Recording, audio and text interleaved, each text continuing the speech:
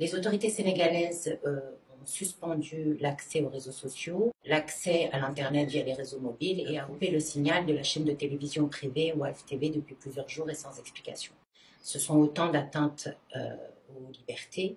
Elles privent les citoyens sénégalais de la possibilité de pouvoir accéder à une information plurielle et aussi de pouvoir s'exprimer librement sans crainte.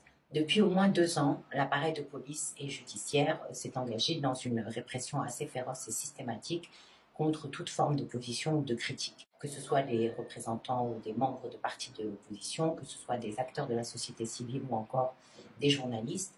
Ce sont des centaines de personnes aujourd'hui qui sont détenues de manière arbitraire simplement pour avoir critiqué l'action gouvernementale, critiqué des décisions de justice qu'ils estimaient partiales ou simplement pour avoir mené leurs activités politiques. Et les personnes qui ont été arrêtées et qui sont aujourd'hui détenues de manière arbitraire doivent être libérées. Nous avons documenté les cas de au moins 23 personnes qui sont décédées au cours des 5 derniers jours, essentiellement tuées par balle. L'usage de la force est très réglementé. La force ne peut être utilisée que si elle est nécessaire et elle doit être proportionnée.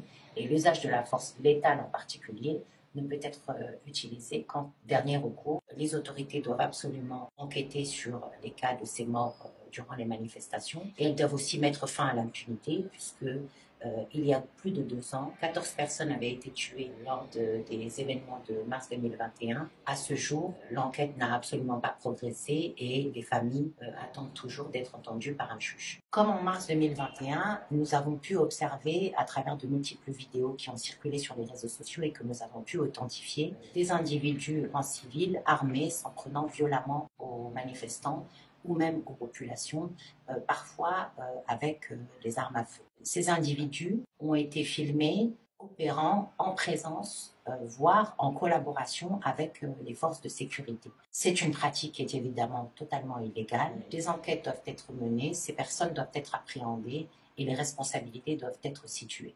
Des personnes arrêtées par les forces de sécurité ont été utilisées comme boucliers humains pour dissuader des manifestants dans le cadre d'affrontements violents de poursuivre les affrontements. Cela est évidemment totalement proscrit par le droit international. Il est indispensable de rappeler aux forces de sécurité qu'elles n'ont absolument pas le droit d'utiliser les populations comme boucliers humains. Leur rôle est de protéger la population. Nous demandons aux autorités sénégalaises de restaurer les principes fondamentaux de l'état de droit en garantissant une justice indépendante et impartiale qui dise le droit, en garantissant le respect par les forces de sécurité des règles en matière d'usage de la force et en garantissant le droit à la liberté d'expression et à la liberté d'information.